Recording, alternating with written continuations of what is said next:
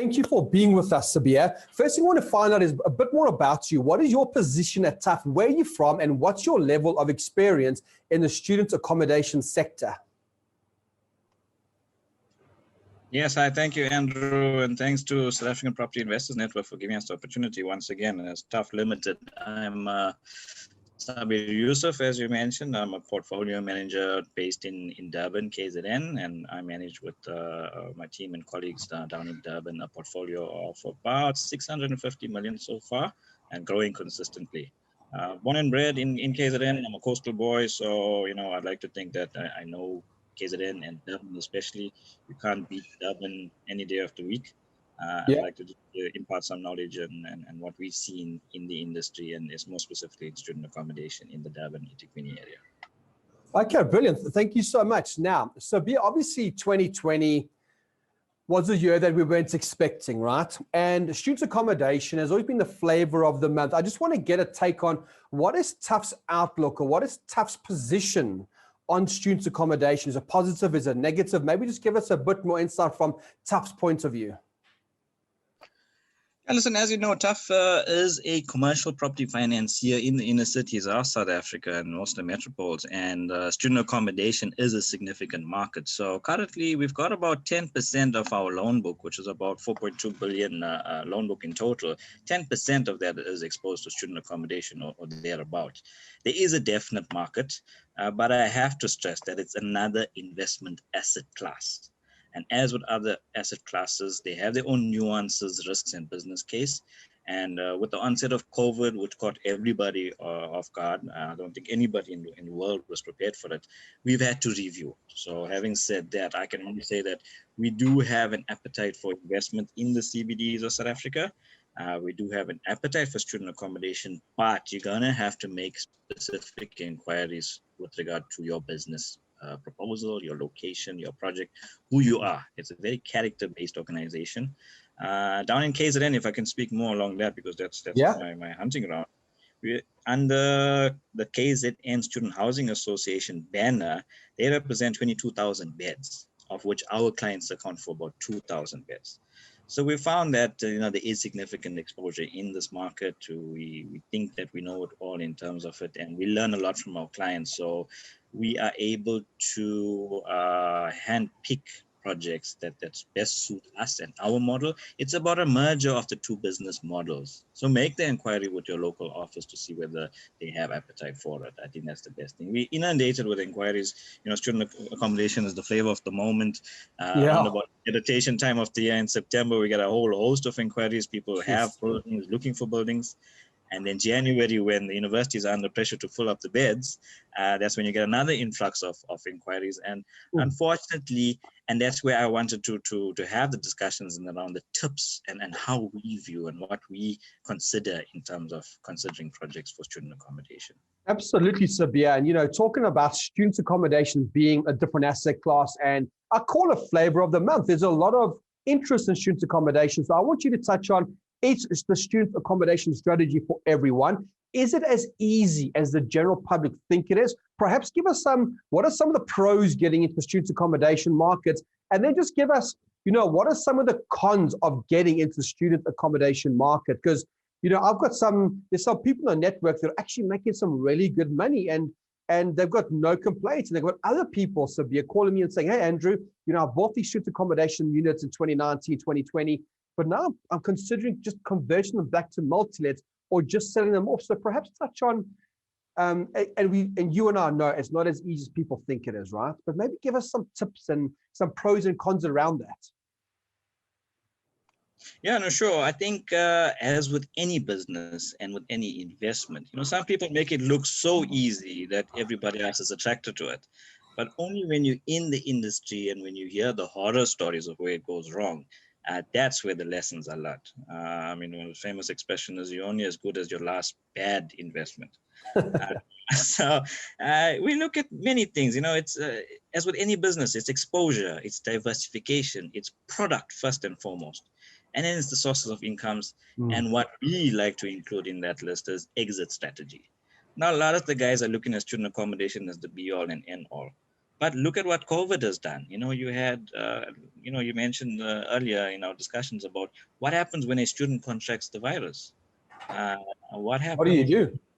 do? It's exactly that. So how do you accommodate impaired cash flow? And cash flow makes or breaks a business. So we wanted to look at the considerations in terms of what you would do with any other businesses. Number one, you got to invest or buy right. And this is the fundamental of any investment case. You've got to determine your risk and your timeline. What do you want out of it and what your resources are? Product, as I said, is the major consideration. And like I said, we get a whole host of inquiries and look at the broker market who's out to do the best deal for the sellers. Any space that can accommodate anybody can accommodate a student. And bylaws may not always allow that. There's currently a clampdown in the Glenwood area with people just converting houses into student accommodation and dorms. So if it doesn't tie up to a bylaw or doesn't adhere to bylaws, you're going to be in for a surprise or a rude awakening when you find that you've now got a loan for 15 years and you cannot operate the student accommodation. How do you afford the bond? Yeah. Cash flow considerations. I mean, it's a 10-month cash flow or 10.5 months compared to a bond that you got to pay over 12 months of the year, and you got to incur all of those operating, owning, and management costs. So what happens when your cash flow is impaired and you still got to incur the expense? What we found is, and if I can touch on the COVID situation, which has helped people understand business and business principles. Exactly. You've got no income or impaired income to the likes of maybe 70-80% in the student accommodation space during this time. But municipality is still building your estimates based on when you had full occupancy on a building. You still got to pay your security guards, you still got to pay your cleaners and all the rest of them. It puts the guys on the back foot. So where we make considerations in terms of alternate sources of income for the entrepreneur, as I mentioned earlier, and as you mentioned, it's another investment asset class. So in your basket of or tools of investment, you got to have different investment types.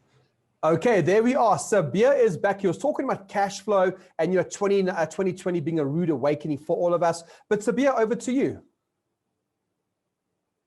Yes, sorry, thank you, technology. And one of the considerations in terms of student accommodation is to make sure your Wi-Fi is working at every given time, because that's ultimately you're giving a service. Think of it as that. In marketing, it's not about the product. It's what solution are you providing to the market. So with cash flow being king, your two considerations is how much of capital you're investing and your equity in the business. And a lot of the entrepreneurs that come through to us don't have those considerations in terms of the fit out and the spec for student accommodation. All they're interested in is getting a building to get as many bums on the beds as possible. But what about the provision for Wi-Fi, security, biometrics, the beds, the linen, the laundry facilities? It's very intensive. And with every business, unless you know the ins and outs or you partner with somebody who knows the ins and outs, that comes to my next point in terms of management and your partners. People are limited in the resources and experience and capital, but there's a whole host of competent and qualified people that you can partner with. You can bounce ideas off. You got Property Academy, Tuhf has the knowledge base, and there's other hosts of institutions that have their knowledge base that is there to impart knowledge and skills and mentorship to entrepreneurs to assist them in that. And you could only do well if you partner with professionals or bounce ideas off professionals, because what we're also seeing is there's opportunities for disruption in the student market or in the residential space, let's call it. Let's also talk in terms of cash flow with your escalations. One considers that a typical Tuhf loan is over 15 years and a typical student lease is over 3 years. How does your CPI linked lease keep up with inflation and your bond installments and interest rates over the years? So how does your cash flow model tie in with the investment case and the returns you expected over a period of time? And that's my last point in terms of timing. You have to consider that, guys come to us, make an inquiry, expecting to have an up and running business in a week or two. You got to have a building accredited by, in KZN context, it's September of the previous year for intake in the following year, January, February. The registration and bond approval, let's go for credit approval first, takes about 30 to 45 days if everything is intact. But before that, there's a intensive appraisal process where you and the entrepreneur go through their business model, how we work, what the considerations are, and all these factors and tips that need to be accounted for to take it to credit. And once approved, then you've got a whole transfer and registration process, which is another 2 to 3 months. And we've seen in COVID times, or even before COVID, with delays and backlogs, things taking 8 months and 9 months to transfer and register. You can imagine if you have to then construct on top of that and build it to spec.